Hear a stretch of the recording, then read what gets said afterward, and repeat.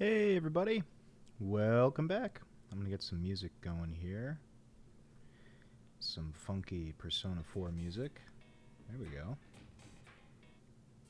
Alright, so, did quite a bit while I was gone. Got my, got my time in the gym there, and also had a nice hike. It's very cold here in Texas. It's actually very cold all over the states, it seems like, but not so cold that I couldn't go out, so now that we're back, we're going to have another kind of chill stream where we're just kind of running through Pokemon Green. I was able to do some power leveling. Got these boys nice and strong. So I've got Venusaur, Snorlax, Tauros, finally.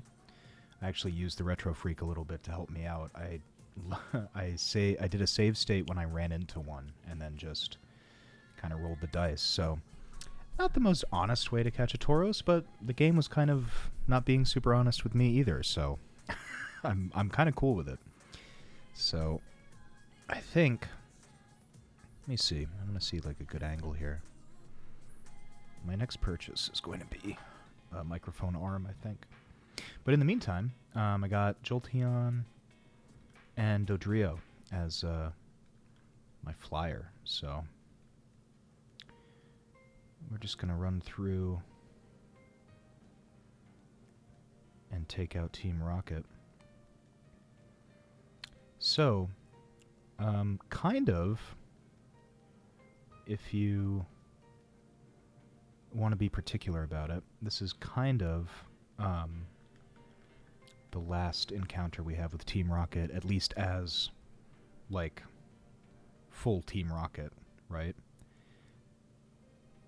Because shortly after we deal with them here, some things change up. But without spoiling ourselves, one of the cool things about this is the Sylph Company.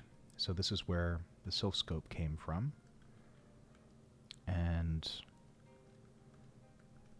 Team Rocket, or Rocketodan, has come here to steal something very, very particularly. So we'll go ahead and see what that looks like. But in the meantime, we're going to clear out all of these different trainers that are just kind of milling around and causing some problems for the poor Sylphscope employees.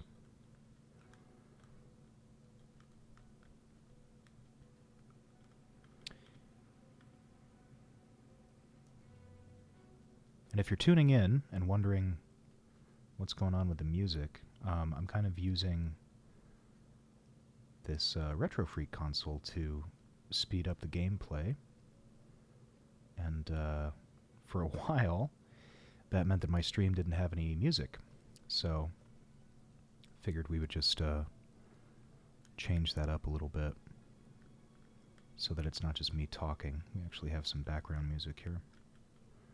It's a little weird, but serves my purposes really well, because basically what I'm doing is just trying to get...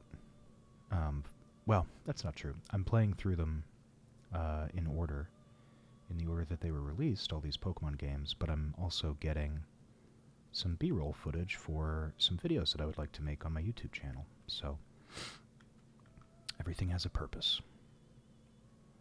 At least everything has a stated purpose. I don't know how fruitful any of my endeavors truly are, but I'm enjoying them, so I think that's all that really matters.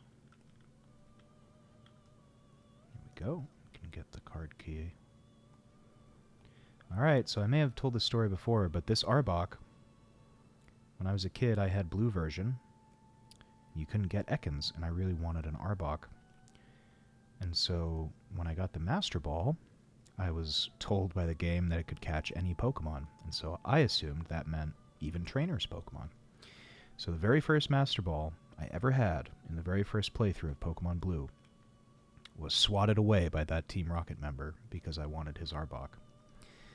So, live and learn. Oh well.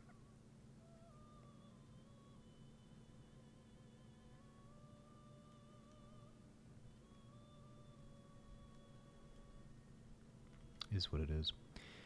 But now that we have the card key, we should be able to get through here pretty well. Oh, I didn't want to sleep.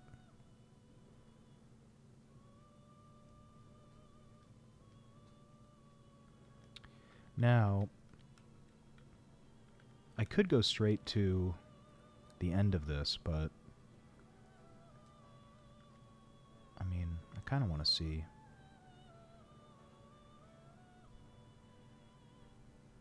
what we're dealing with here.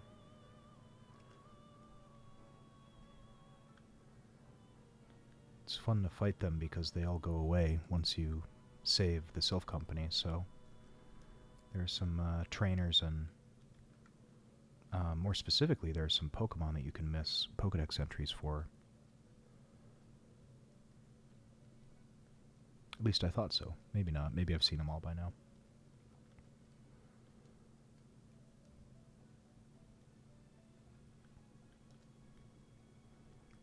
Alright, let's give Tauros a try.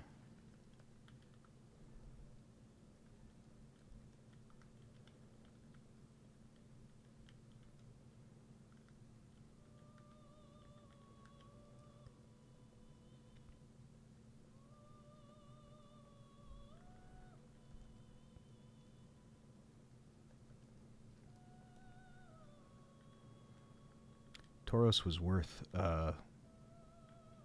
all the trouble that he put me through because he is very strong in this game. Kind of worth how rare he is.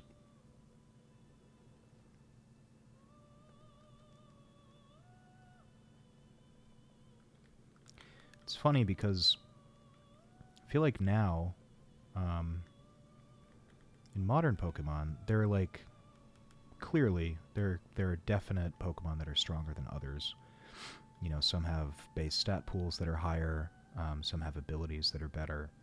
So there's definitely Pokemon that are, like, stronger than others, right? But one of the things that I appreciate in modern Pokemon is that Game Freak has kind of gone out of their way to balance things in a way that I think usually works pretty well. Obviously, there's some misses. Like, I feel like Goldango in the first patch of Scarlet and Violet was just, like, unbelievably overpowered, but they're pretty good about, now that they can patch things, they're pretty good about changing the balancing so that things are kind of equal, right?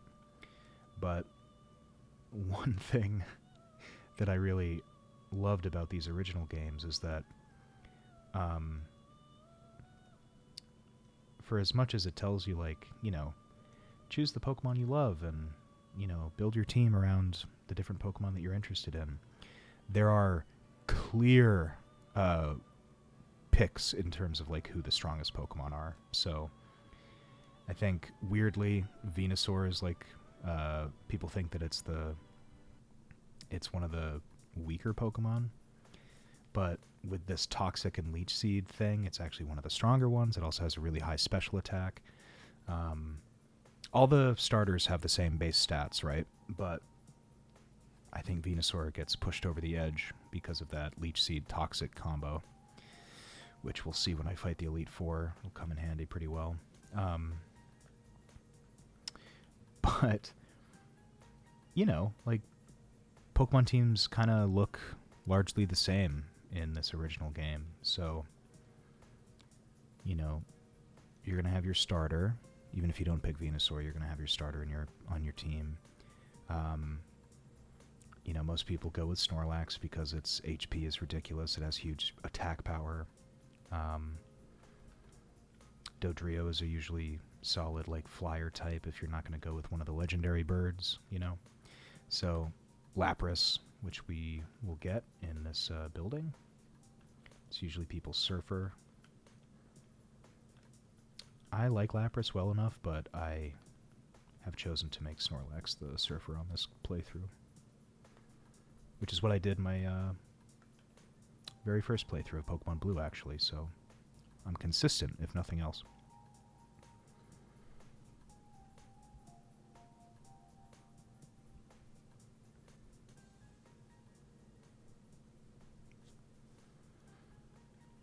Some nice Persona music as background. Nothing wrong with that.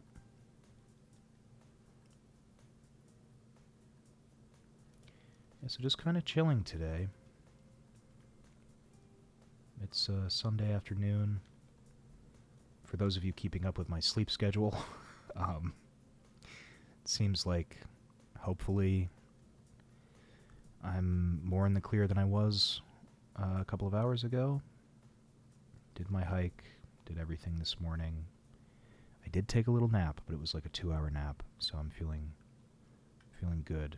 More importantly, I'm feeling tired enough to fall asleep like at a normal time tonight, so that's really the balance that you have to strike, right? If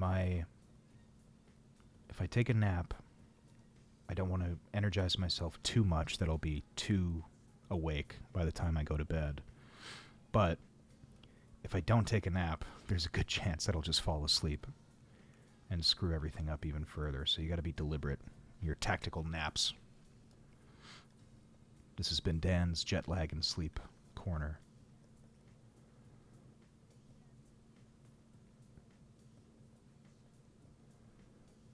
Tauros was a very good replacement for Nidoking because I forgot that he actually knows Rage, which is basically like a better version of Thrash that I was talking about. Tauros is cool. I feel like he, is kind of fallen by the wayside in modern games. Even though Scarlet and Violet gave him a new form, which was cool. The Paldean form. Gives him fire or water typing, respectively. I never really used it, but I know it's really good in competitive, or at least it was.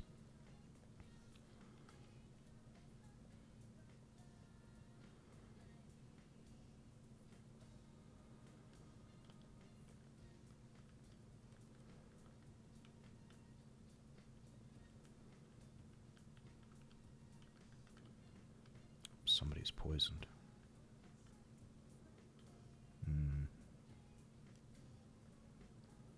There we go.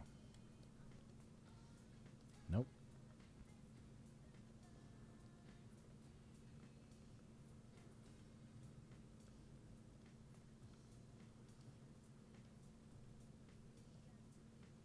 Oh, that's not what I wanted.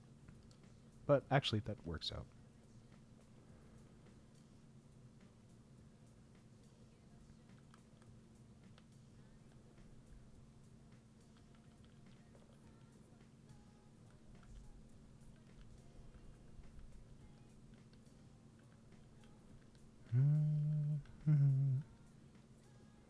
All right.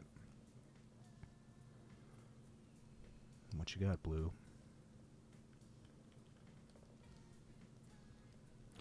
Not a whole lot.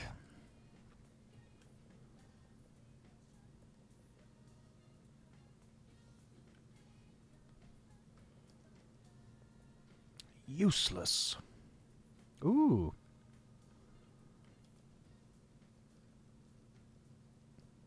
These are done. Well, good job, fool.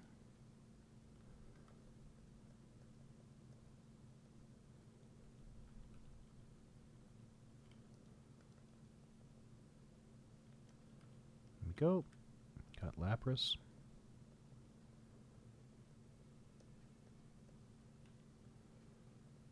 This may actually be fitting Persona music for what's about to happen here.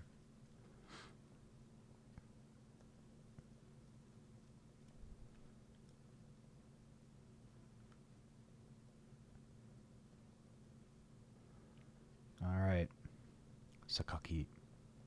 Giovanni. So, we're going to thwart his evil plan to extort the Sylph Company manager into giving him a Master Ball. Now, why would Giovanni or Sakaki want the Master Ball? Well, we're already speculating that they're doing something to try to get a very powerful Pokemon, one that's psychic. And not only would a Ghost Pokemon help to weaken it, but the Master Ball, you wouldn't even need the Ghost Pokemon, which you may not have because some upstart kid went in and took your Sylph Scope from you before you could figure out how to use it. Hey, Random, welcome back.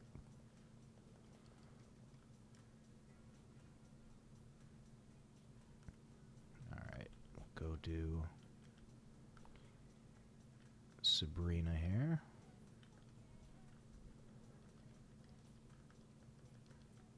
Use Venusaur for his special attacks. Because not much else is going to work on Psychic Pokemon. So another cool thing about this gen is that, man, Psychic Pokemon were so strong. Psychic and Dragon Psychic, Dragon, and Ghost were so strong. Because they didn't have as many weaknesses. There was a lot of strengths when they were put up against other types, but not a lot would take them down. I don't know if I've said this before, but if Master Balls exist, why are any legendaries wild and not caught? That's a good question. I think my take on it is that you have to think that not everybody's out to like do what you're doing as a Pokemon trainer, right? Like not everybody's out to fill out the Pokedex. Pretty few people are actually out to do that. I think when you think about like who actually thinks the legendaries are real, I think that's probably a pretty shallow pool of people.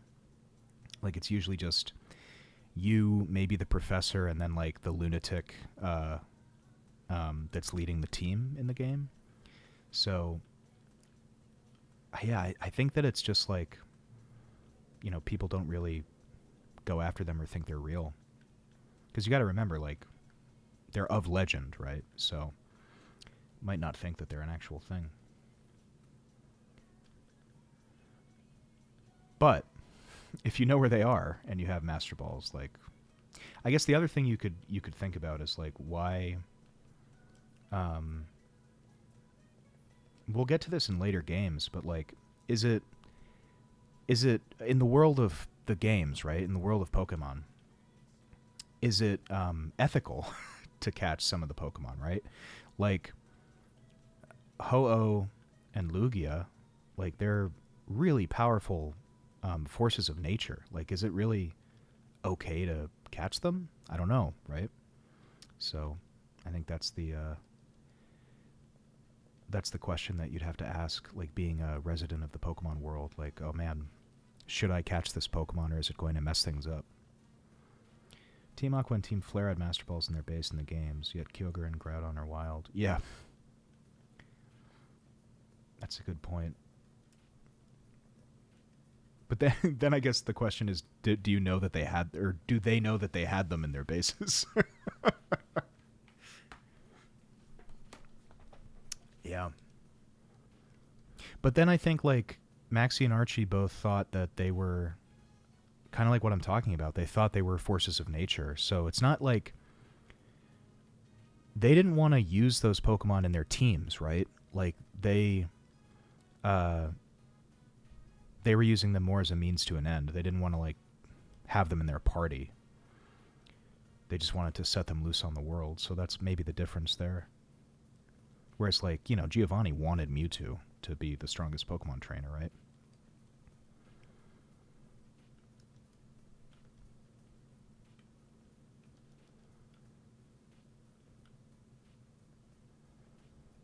That might be the big difference for me anyway.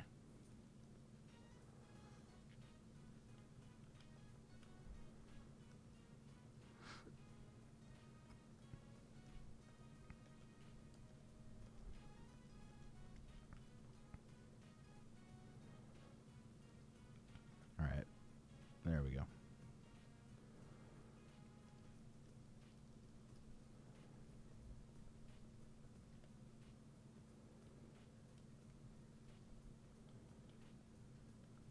Whoop.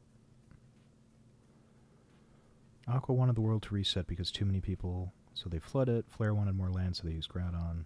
Or, Magma, you mean. Yeah, why not just use Magcargo and use Lava Plume, and bam, more land created easily. It is funny when you read some of the Pokedex entries and you're like, hey, did you guys know about this one? Because it might be easier to handle and do the same thing. It's a funny thought.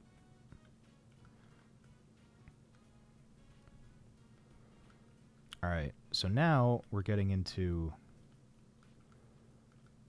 kind of the end game here. I mean, realistically. Oh, Grimer. Very cute. I went ahead and I turned on... we're gonna...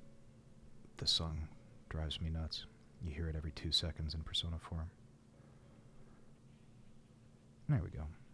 Get some better music here. It's as smart as a 3-year-old, yep.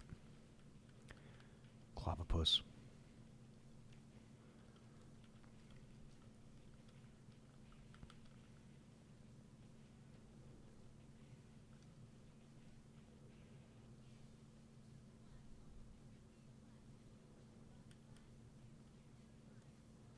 Oh.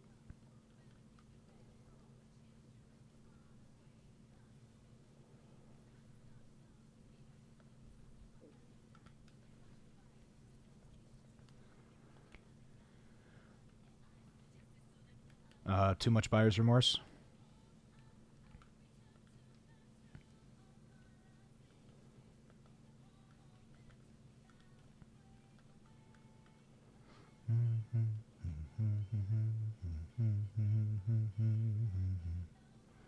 Bought a 110 one because it's... So no buyer's remorse. So then do you get a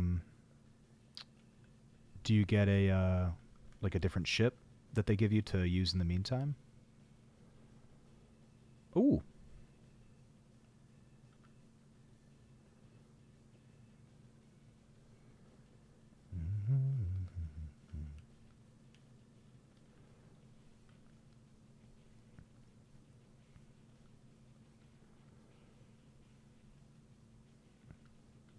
Also went ahead and I'm using some of the Retro Freak cheats here to speed things up. Not that I'm like hurting for time or anything, but for my purposes it makes things a lot nicer. Especially because I'm looking for footage of particular things, so works for me. Oh, cool. Alright, so you don't have to wait for the release of it. That's nice.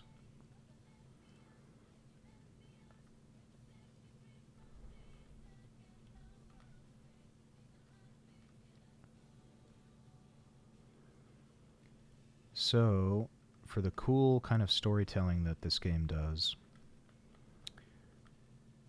I had just mentioned, you know, Team Rocket and Giovanni Sakaki are looking for the Master Ball, and so we get that information. Like there's something that they're after, and now that that's over, we go to this old mansion and we get an idea of what they might be after, because these diaries, these journal entries, are explaining that this old mansion was used as a research facility specifically for finding and recreating something called Mew, one of the first Pokémon. Presumably. Actually, in this game, the idea was that it was the first, I think. And we find out that while they were unsuccessful in finding Mew, they were able to find some of its DNA. And so they started engaging in experiments to recreate Mew, to recreate this powerful Pokemon, so that they could... Presumably the scientists wanted to just study it and see how, you know, this ancient Pokemon ticked. But when making the all-powerful clone of this Pokemon, they kind of messed up and ended up making the most powerful Pokemon in the world, that they then regretted making because people like Team Rocket came after it. So we get some more piecemeal information about what this game is actually about. which I think is very cool and smart. You ever think about how hard it must be to make a whole new universe with its own lore and stuff from nothing, like fiction authors and stuff and video game makers make them all the time? I do. I think, you know, I don't know if you were on the stream for this, but I was talking to Turbo Richard when he was on about this idea I have for a novel that I'm writing. And I think that it is difficult, but I know, like, for me, the way that I'm doing it is I'm kind of starting from the things that I enjoy, and seeing if I can kind of meld them together. Then after that's a big piece of it, but then after that it's like, okay, what am I interested in telling, and what is this world that I've kind of put some pieces together for? What is this world interested in exploring? So I think, like, you think about Satoshi Tajiri, the creator of Pokemon, right? And he created Pokemon because when he was a kid, he used to collect bugs, and, you know, he loved games and he loved capsule machines, and it all just kind of came together in this great, like, stew that he created. And I think that was if I were him, I would say that was probably like the first step of the creative process, like putting all of these different influences and things that he loved together. Then as he was creating the game and it was kind of coming together with his creative team, I think that, you know, you see those are like the objective pieces of the world that you're creating. But then as you continue to kind of put those pieces together, you maybe see some themes that you weren't aware of just kind of naturally coming out. And I think that in this first game especially, there's a theme of mystery with, like, what is Team Rocket doing? Who is Mewtwo? Like, what are they looking for? All this fun stuff, right? But there's also this sense of rivalry with Red and Blue, and this idea that there's, like, a right and a wrong way to do things, where you're told through the game, and we'll see it at the end, that Blue is doing it the wrong way, right? He's focused on power, just like Giovanni was. And I think that as you're kind of putting a story together, my guess would be that there's certain things that you definitely want to hit on. Like, okay, I really want to have this moment between, just for example, I don't know if this is how it happened. Okay, I want to have this moment at the end of the game where Blue confronts Red as the new champion, and he says, you know, do you know what that means? I'm the strongest trainer in the world. And then you have that moment in your head, like, I really want that to happen in this game.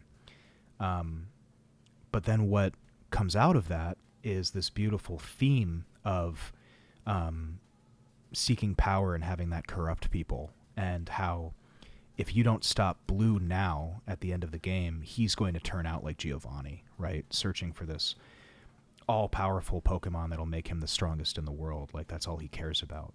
And you don't want to see Blue go down that path, because as much as he's your rival, he's also your friend. So I think that that's the kind of thing that I'm curious. I would love to talk to Satoshi Tajiri about, like, did you always want it to be that way? Were there things that came out in the 6-year development cycle of Pokemon? You know, that's the kind of stuff that I love to think about. But anyway, I kind of went off on a tangent. Hopefully that answered your question. Yes, I think it is very difficult.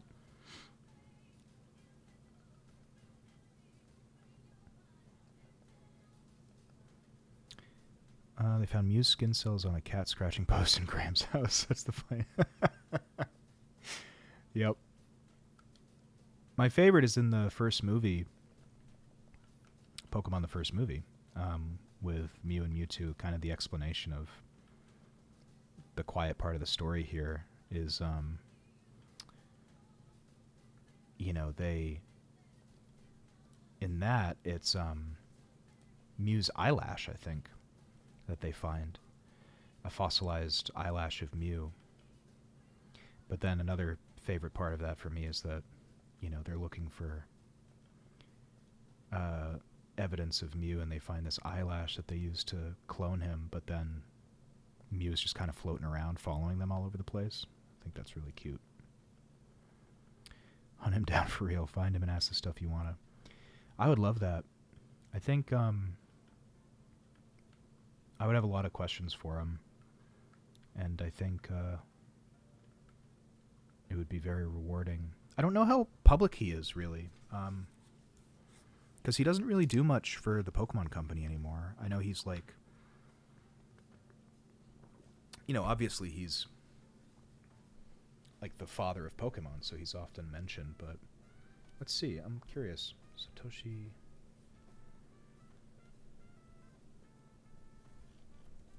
Tajiri. What does he do now?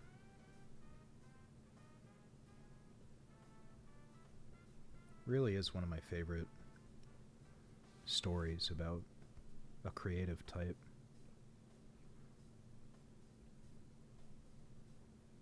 Where is he now?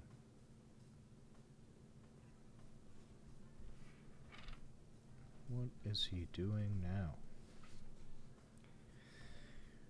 He's still the CEO of Game Freak, but they never. I feel like he's not really wheeled out into. Let's see. Still credited as executive producer.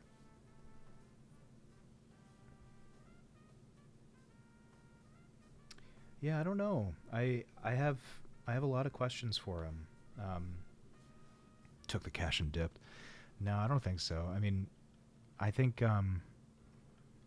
he made red, green, blue, and yellow, and they were. I mean, I can't explain how insane Pokemon was when it first came out. I mean, when it first came out, but then especially when Gold and Silver came out, like the second gen, I mean, Pokemon was like eating the world. I have a book. It's not around here, but it was called Pokemania, right? The Pokemon Millennium. I mean, it was the biggest thing in the universe, and I think that my understanding, yeah, huge step in gaming, especially because if you look at other, if you look at other games like on the Game Boy, around the time that Red and Green came out, like forget about it, it was huge, and it just like it made. I think it did a lot. I mean, it did a lot of amazing stuff. Like it made video games more mainstream.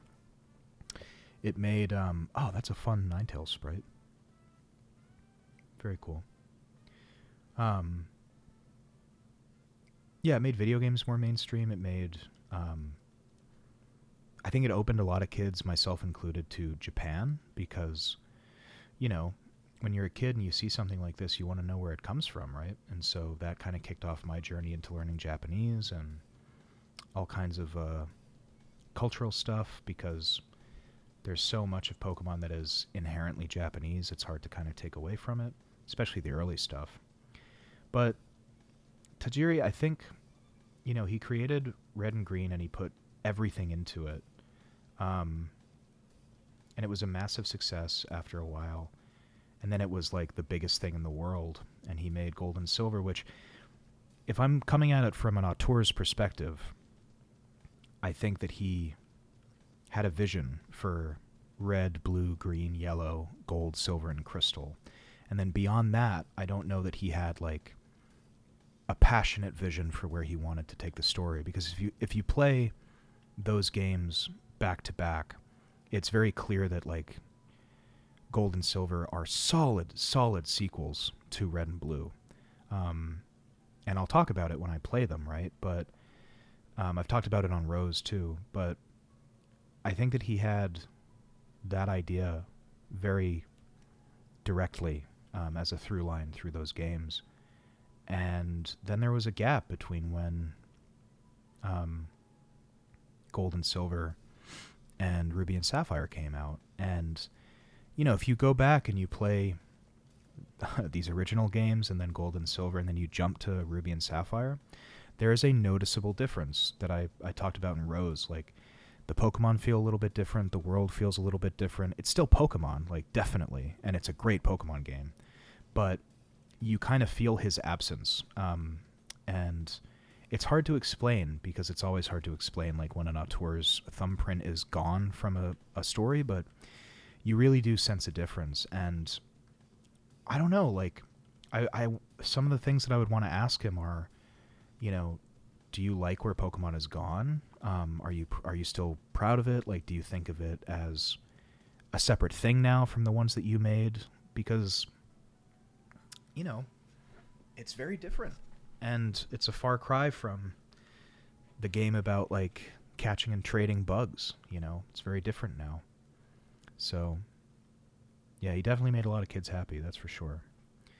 And I think, you know, games owe him a lot, and he's a very, I think, a very interesting guy.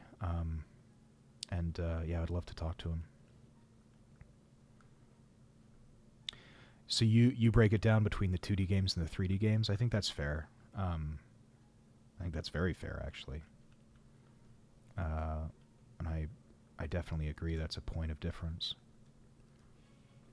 Yeah, especially like for me, there's Gen 1 and 2, which feel very much the same. Then there's Gen 3, 4, and I would say 5. Those all kind of fit in the same slot to me. And I'm including like Fire Red and Leaf Green in Gen 3. Then you have like X and Y and what that kicked off for the 3DS. X and Y, Omega, Ruby, and Alpha Sapphire, Sun and Moon, Ultra Sun and Ultra Moon. And then I think like we're in the kind of new era with Sword and Shield and Scarlet and Violet.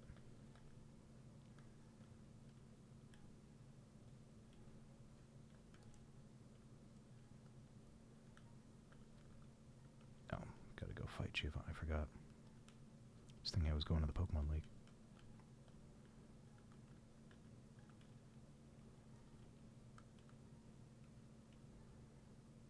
It's funny, this gym has items in it.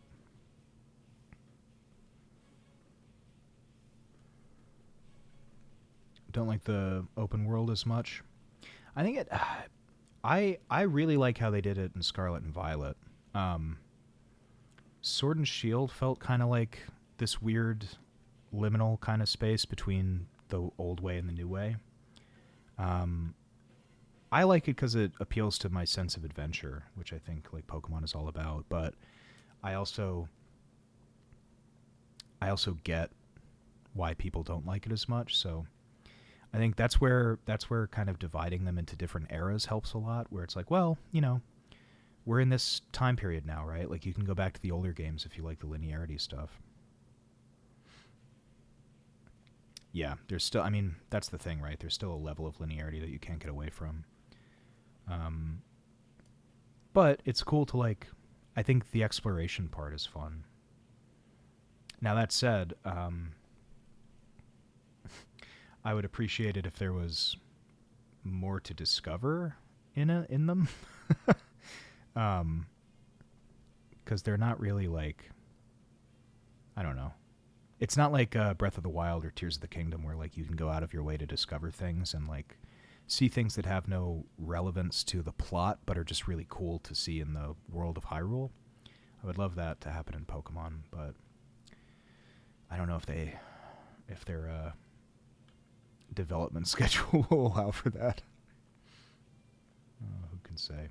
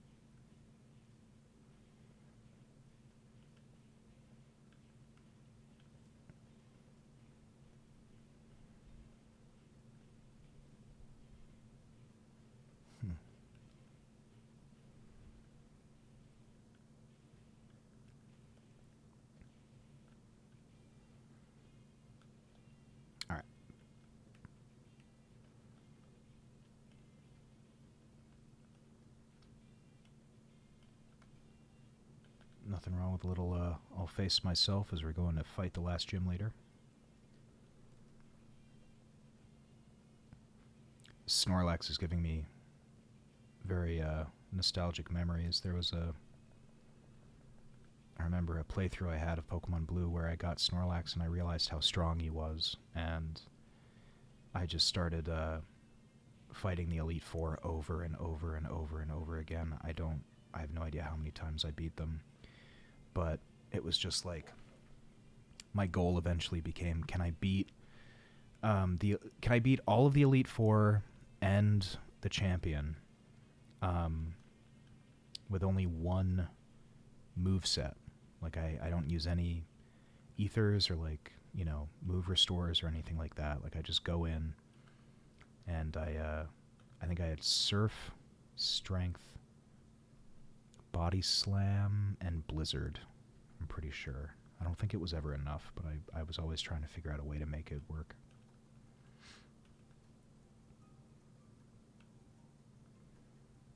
Alright, I'm all turned around here. These spinny plates.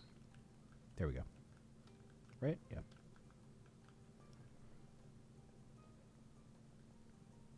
I gave up. I'm not searching for this Mewtwo fella no more. Now that I don't have a Master Ball. Thanks, kid.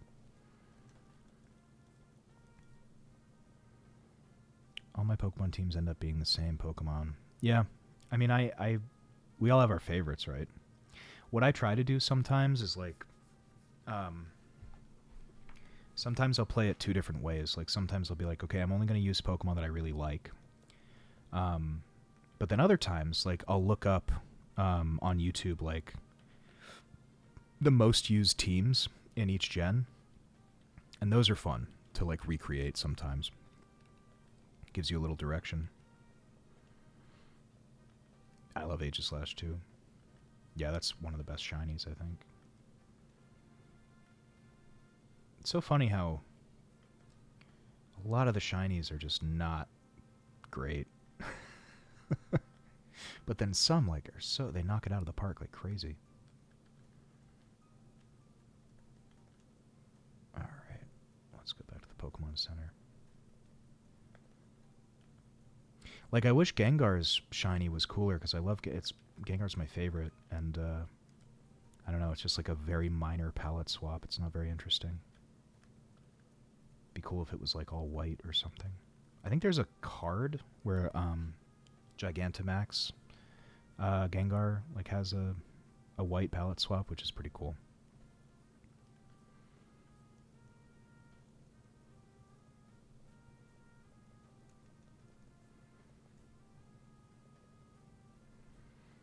Literally traded myself a Honedge as soon as I could trade, just so I could play with Aegislash. Yep, I've done that too. Pokemon that I love, like, get them over there.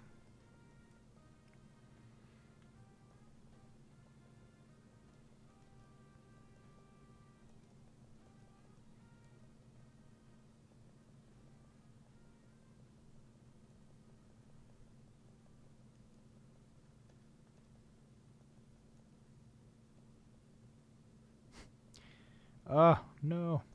Alright, fine. I'll beat you with the starter. And we'll go with the method here, if it'll work. Oh, careful. There we go.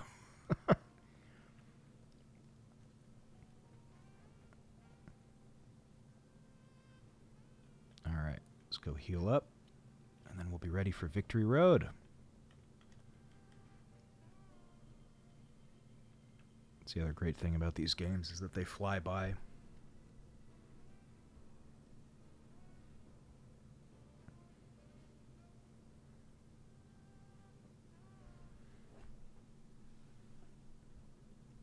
You know what? We're gonna play this music. I'll be right back.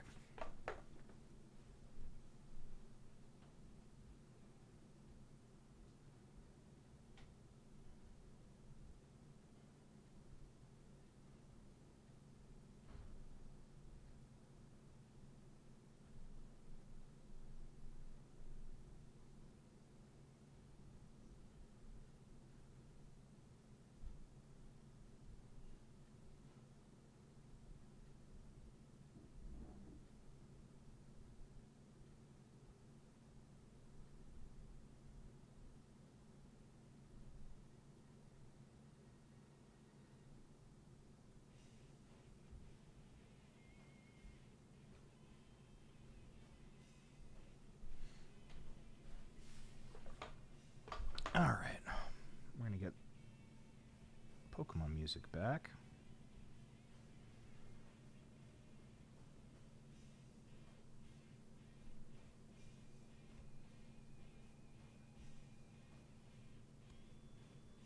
Maybe we'll play the Fire Red stuff.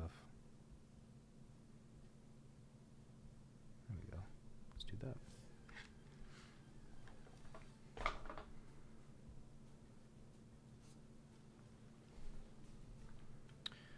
I went out of render distance.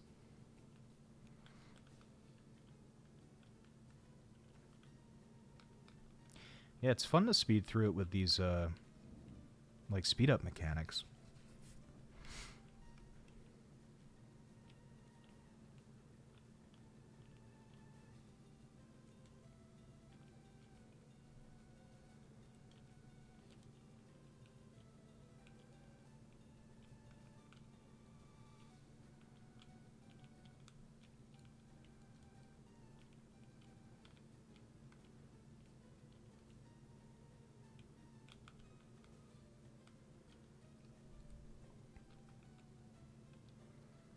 All right.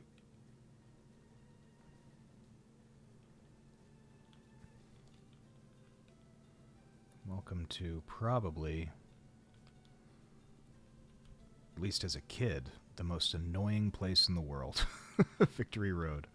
They really made you work for it trying to get through this. The puzzles, so much more difficult. Well, I say difficult. I mean, they're not crazy. But as a kid, you get frustrated just kind of trying to do... there was a number of frustrations that would happen with this, right? So it would be frustrating to do the puzzles, which, even as a kid, they weren't exactly super difficult. But the trouble was, you'd have these trainers that you would run into. You would have I'm convinced, higher encounter rate of different Pokemon in this that were also not, like, super easy to beat. So it's just a tough ask of a kid, especially a kid with limited patience like me.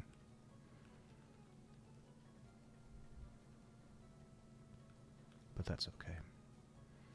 I'm an adult now.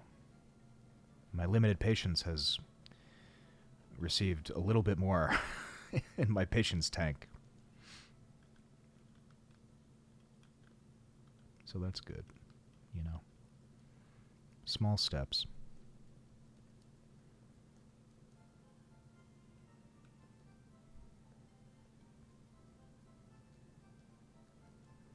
Love Snorlax. I actually... Oh, hang on. I got a fun thing. So, at the airport... Speaking of fun things... I got this. There he is. I love him. It's this great... it's like a neck pillow, you know, for air travel. But then you can turn it inside out and it's just Snorlax's head. So... Pretty good.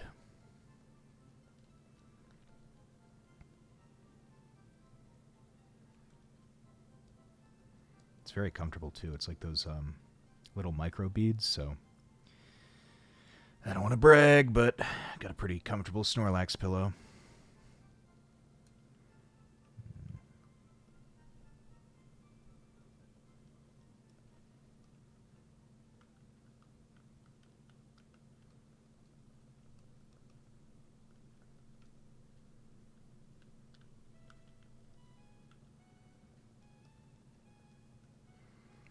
Some pals do have similar designs to normal Pokemon, but the only one that looks closest is Gudra.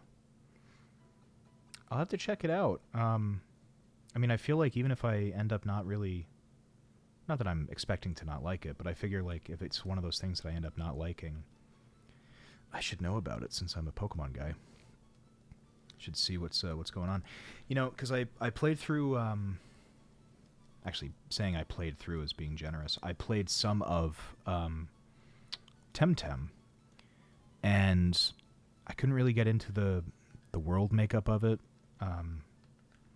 Because when I play a Pokemon game, I'm expecting like a single-player story, basically, and didn't quite do it for me. But I will always check things out. So it's on Game Pass. How cool!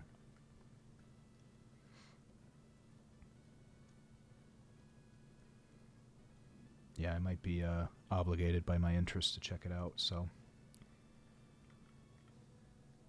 if I have thoughts, I will give them.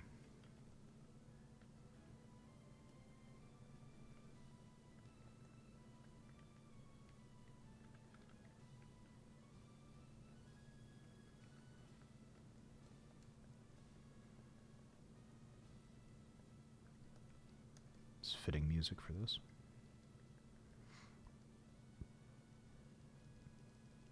I know you were saying that you were kind of hoping for something like it, so it's nice that it kind of relevant to your interest there.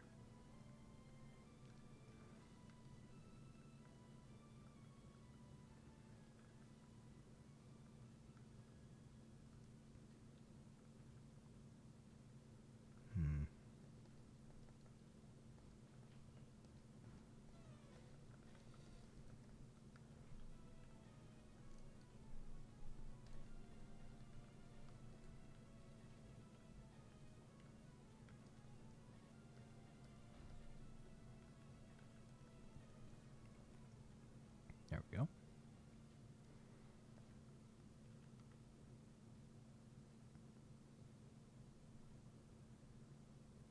Whoop.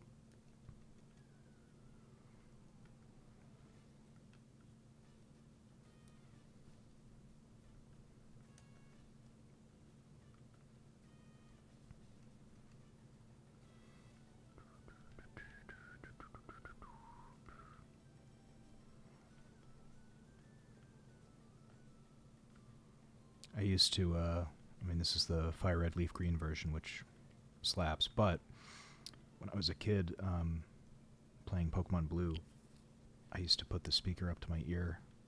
I love this song so much. Oh, Surf's not going to do much. Let's rest.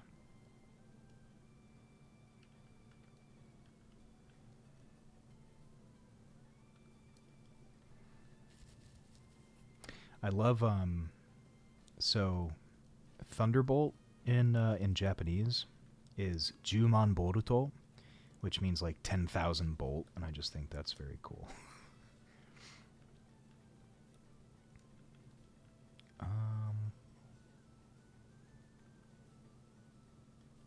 You know what? Let's give Dodrio some love here.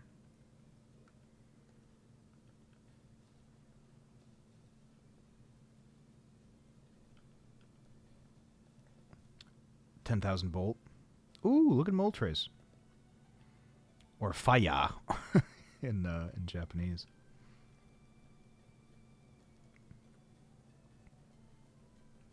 Nice. Faya. I think it is, yeah. Pretty nice nod to the original, eh? Alright. I want strength.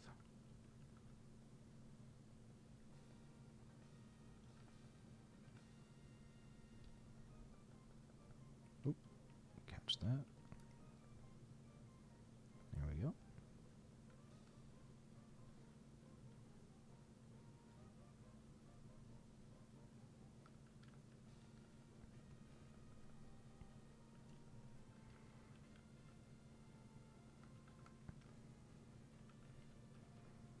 Because that's the one that's going to get us out of here.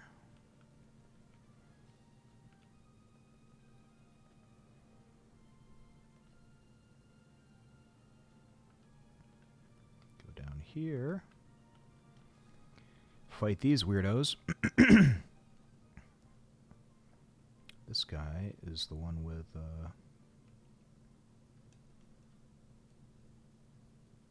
Blastoise. You can get it for the Pokedex. Right? Yes. There's Kamexit. Looks cool in that sprite. I feel like that looks really cool. The Pokemon Blue one that we got, Blastoise always looked like really obese to me, but I remember it always looked weird as a kid.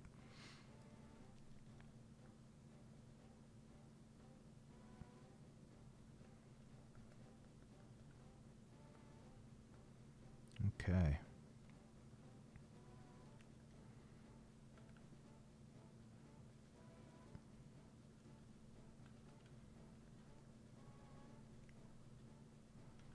We're getting there. There we go. Alright, this is the last one. And we got Moltres, so... Fire! Sunda and Frieza! That's right, Articuno's name in Japanese is Frieza. Freezer. But it's fun to joke about. Okay. Alright, so that's gone.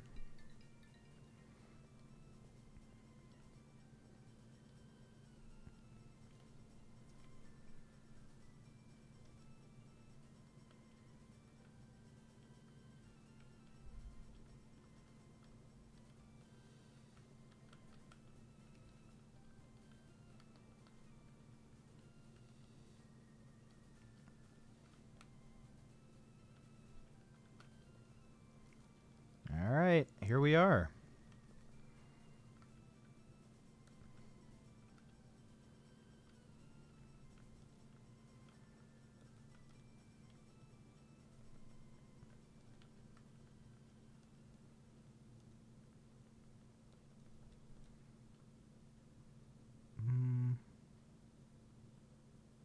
Kaifuku no Kusuri. I think that's full restore.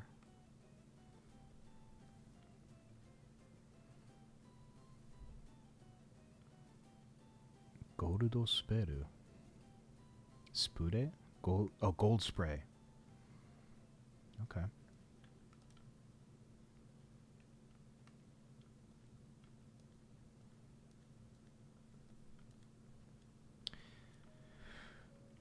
This is the benefit of having a system that has cheats built in. Am I proud of it? I don't know if I'm proud. I'm happy. I'm happy to use them. Speeds things up. Gets me to where I would like to be.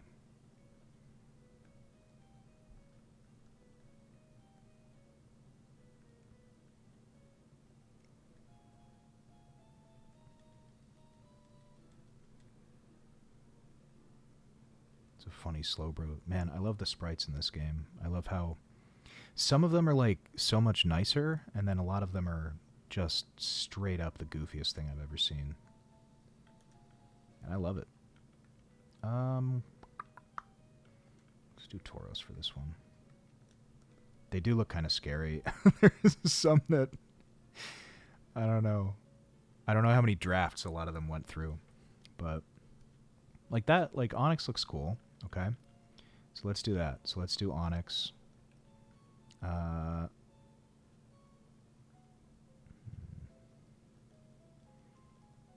be tough. There we go. Okay, so Onyx. Hitmonchan looks pretty decent. Kind of like the perspective that's going on there, like you're in a punch fight with it. Hitmonlee looks hilarious, like his eyes are crossed. Another Onyx. Let's use Rage. Nope, never mind. Let's switch Pokemon. No, I'm not going to be able to because I'm raging.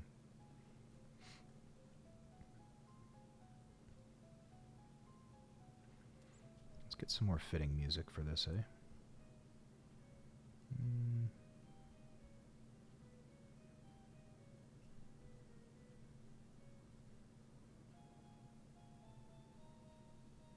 Here, we'll go back to some gym music. Which, before we had Elite Four music, it was just this again. Okay, Machamp actually... I like how he looks there. It's some fun perspective going on. Again, like you're almost like facing it head on, which is kind of fun. Alright, so for Ghost Town, we're going to use Venusaur. Special attacks. So let's see what Gengar looks like. Oh! He looks a little less mischievous than he normally does. He looks like a bear. That's really kind of... That's something else. Love you, Gengar. I must get rid of you now. We use our strat for poison. Oh no, it's not going to affect Gengar. I'm a fool. Let's go with... We'll go with Snorlax. He has Surf. Surprisingly ineffective.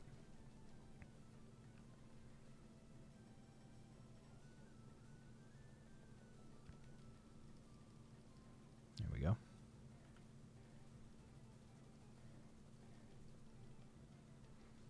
Another reason that the ghost Pokemon were so strong in this version is because they had the immunity to normal attacks, and so many of the attacks in this game are normal.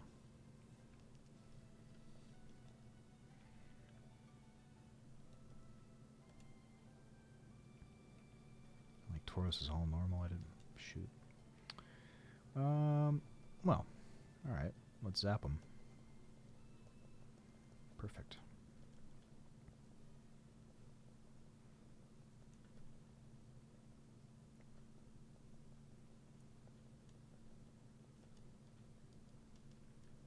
Nice. Good timing. All right.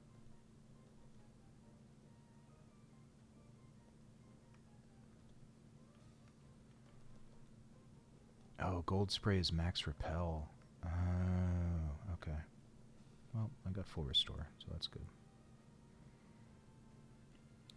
Alright, so something I want to make note of. This is a minor thing, but I think it's really cool. Right now, I have battle animations off, right? Very deliberately, I have battle animations off to speed things up. I have battle animations off, and I have the style set to set so that it doesn't ask me if I want to switch Pokemon, just to kind of make things a little bit faster, right? So, here's what we're going to do.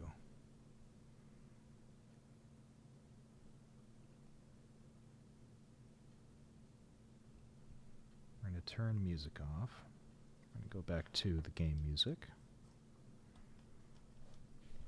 because I have something kind of special to show everybody. At least, I think this is the case, so let me turn that back on. There we go. So we're going to beat Lance here.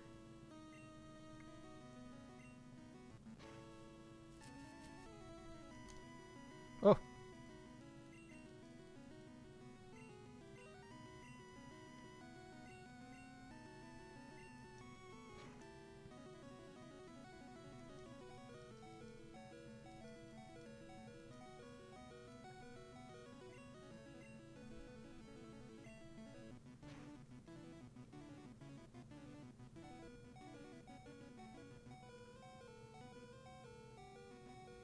There we go, that's that glitch I was talking about.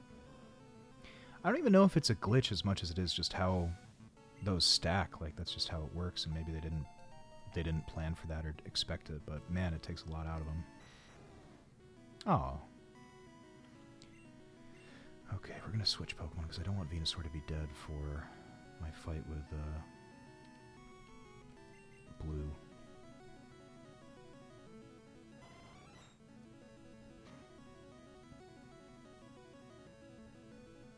Oh, goodness. All right, let's use Thunder.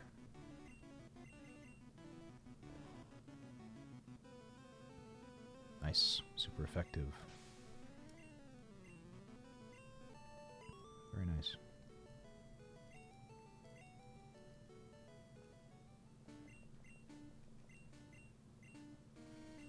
Okay, so...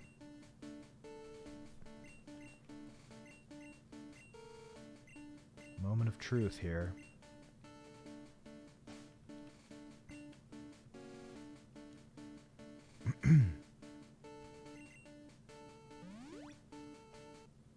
Just heal up. we go. Alright, so, as I said, I don't have the animations on, right? I haven't turned them on.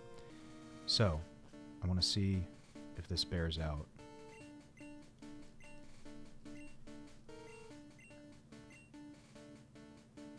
Orewa Pokemon League no champion da. Wakatta? Oshiete yaru. Kono ore-sama ga sekai de ichiban. Man, he's really full of himself. Tsuyoi te koto nanda yo. Do you understand? That means that I, Blue, am the strongest in the world. Alright. Apart from this music being amazing, let's see.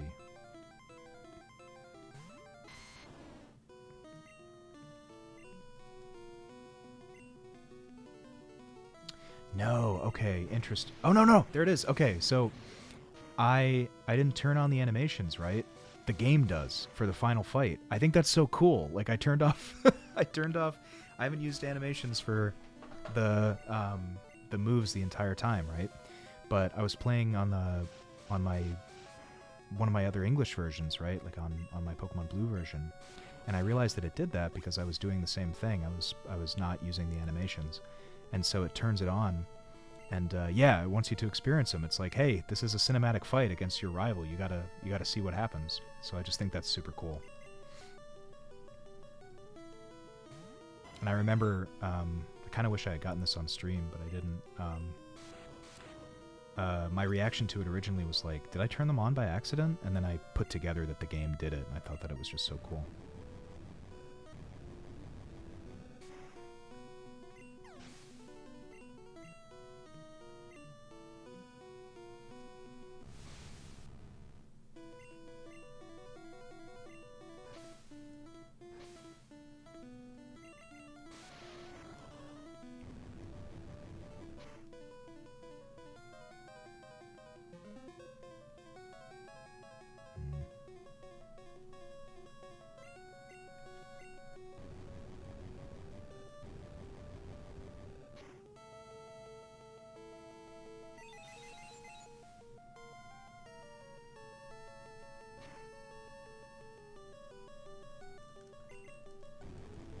Interesting, they changed, so we got the name Psychic. Oh, he also has a, I think it's a Star of David on his forehead. I mean, it looks like a Star of David. I think it's meant to be like a, what do you call it? One of the symbols on, like, cards.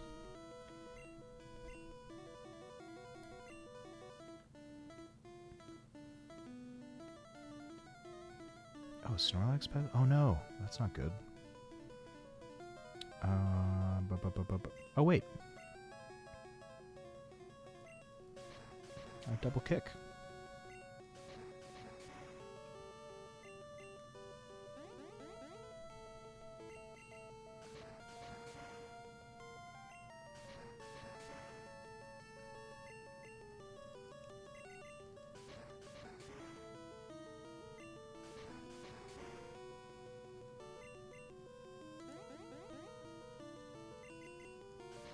Something very funny about Rhydon using Tail Whip. Like, yeah, technically he can do it, but I just don't picture him doing that. Alright. Let's get Tauros out there. Oh, Dodrio would have been good. I'm a fool. Oh well.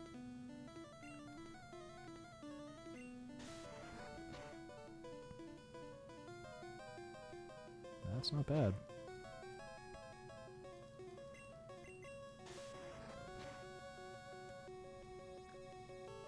Nice.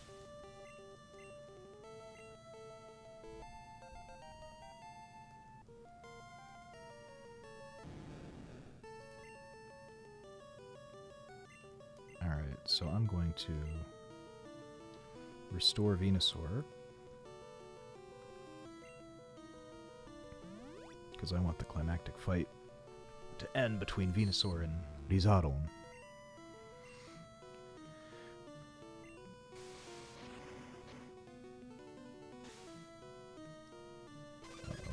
Ah! That might do it. Oh! He hung in there.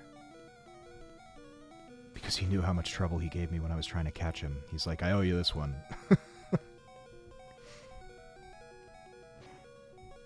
This music is so good. It's amazing what Masuda was able to do with just like this sound font. It's unbelievable, really.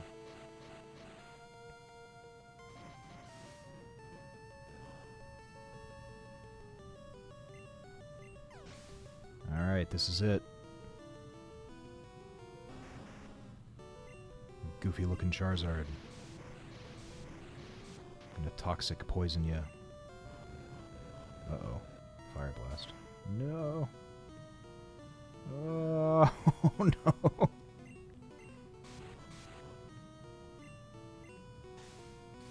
Alright, I got it. I got it to work. Oh.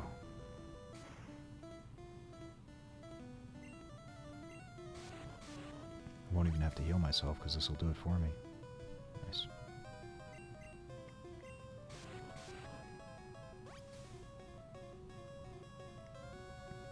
Alright, I might... Oh, this is so climactic. This is exactly what I was hoping for. I'm trapped by his Fire Spin, but I've got the Toxic and the Leech Seed off on him, so it's just a matter of time, baby. There it is.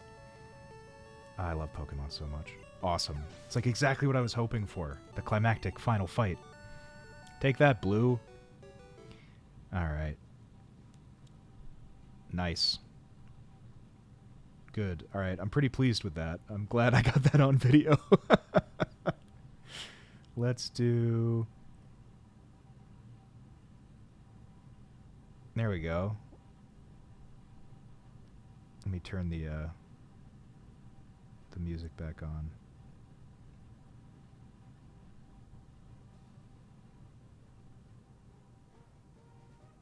There we go.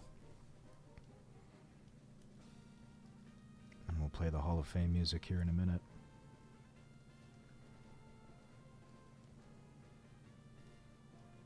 Alright, Hall of Fame music, let's go.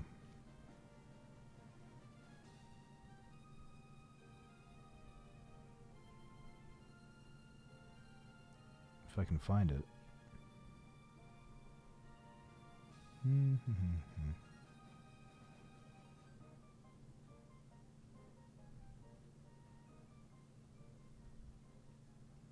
Where is it? Do I not have it? Oh no, here it is. Okay. Yeah. Yeah. Alright. The boys. They're killing it. And Moltres was there also. Yay!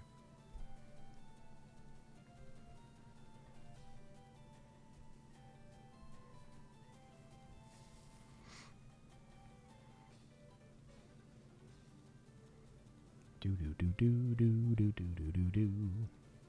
Very nice. Alright, so all that's left to do... Well, two things left, really. One is complete the Pokédex. But to do that, we've got to go see a guy about a Mewtwo.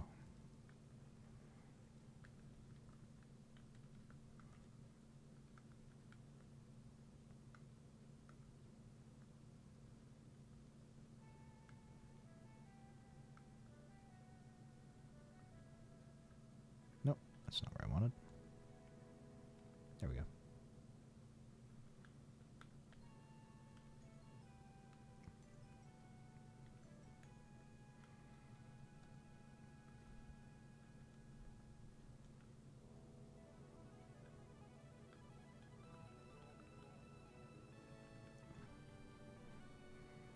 Alright.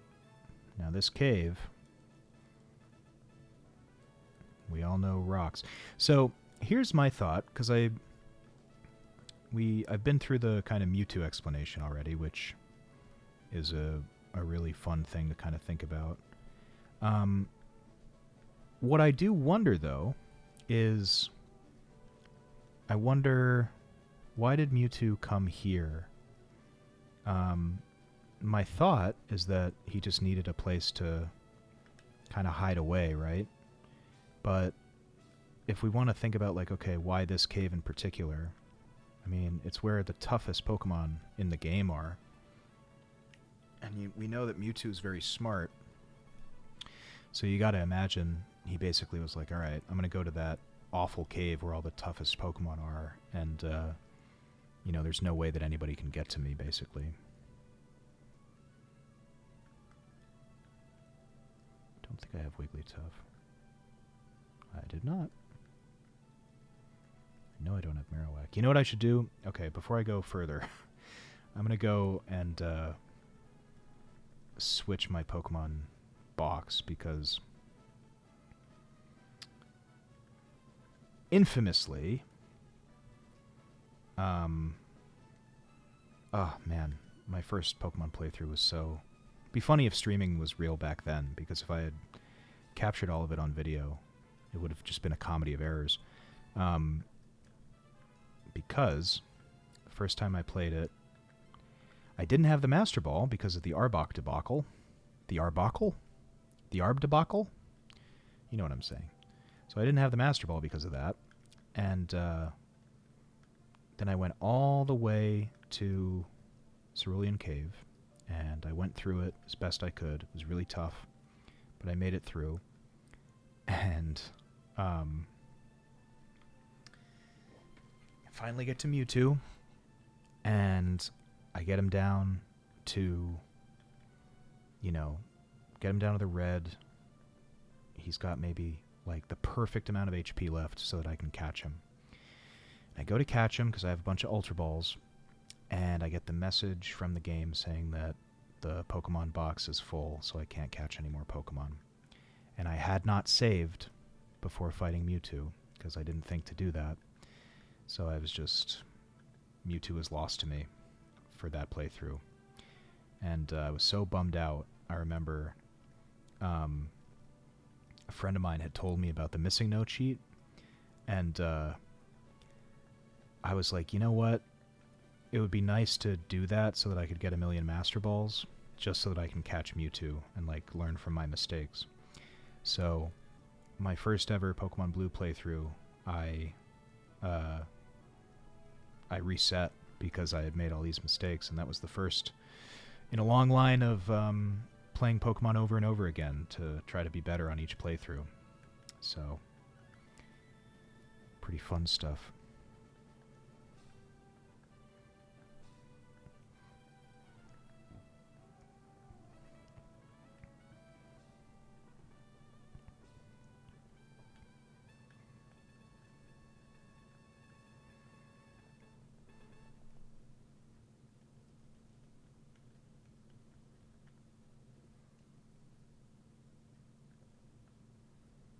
You know what? I'm going to use some of that gold spray I have just to get through quicker.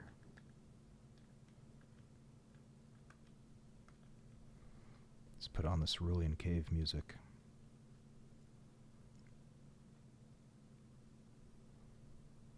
If I can find it here. I'd be happy about that. Chansey, or Lucky, as it's called in Japanese, but I already caught one in the Safari Zone. Which is pretty crazy to think about, actually, that I was able to catch that before, like, with no problem, and Tauros was the one giving me the issue.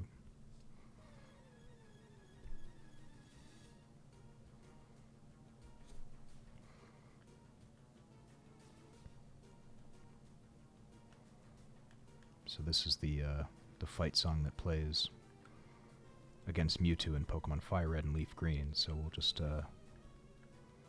have this going while we're looking for him.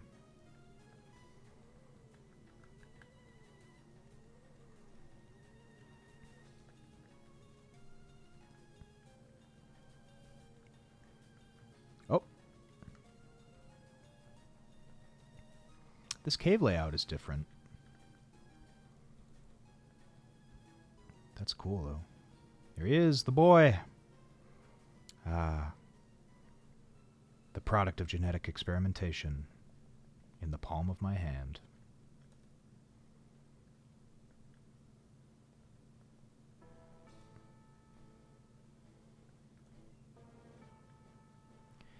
Alright, well, I tell you what. We're going to get out of this cave. We're going to put Mewtwo in the party. And then we're going to call it a day for the stream. It's been a funny kind of schedule for the stream, but you know what? It's been good. I've really enjoyed it. And then what we'll do is I think we're going to go... I don't think I know. This is my plan. We're going to go to... Oh! It's Ditto.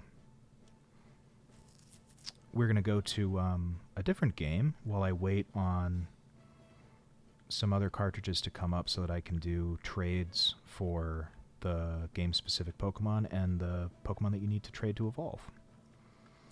So that'll be the next step in the classic Pokemon process, is completing the Pokedex on this old game, which will be very fun. Be cool to have cartridges where everybody's caught. It's going to be kind of tough because what I'll have to do is on the Pokemon Red cartridge, so I'll have to... There's a couple things I'm going to have to do. I'm going to have to do a few restarts so that I can get the other starters over there. But then beyond that, I'm also going to have to at least get to Celadon City for 2 more Eevees. So I'll have to do 2 playthroughs where I get to Celadon, which, I mean, it won't take that long with the tools available to me from the Retro Freak console, but it is something to keep in mind, because otherwise, not much I can do to get those Pokemon. But that'll be fun. I'll enjoy that. And then my first complete Pokedex on the Pokemon Blue side of the game's playthrough will be complete. Very cool. Alright, let's get Mewtwo in the party. Oh, you know what? I'll have to do more than that, because I'll need to get the other fossil, too. And I'll have to at least go to Cinnabar Island. That'll be interesting. That probably won't take me too long, though. Especially if I do some manipulating. Alright, let's put Moltres. Fire.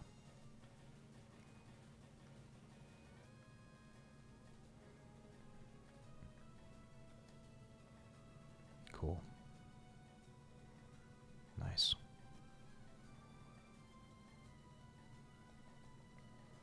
Awesome. Alright, well, wow, 81 Pokemon. Not bad. Not bad at all.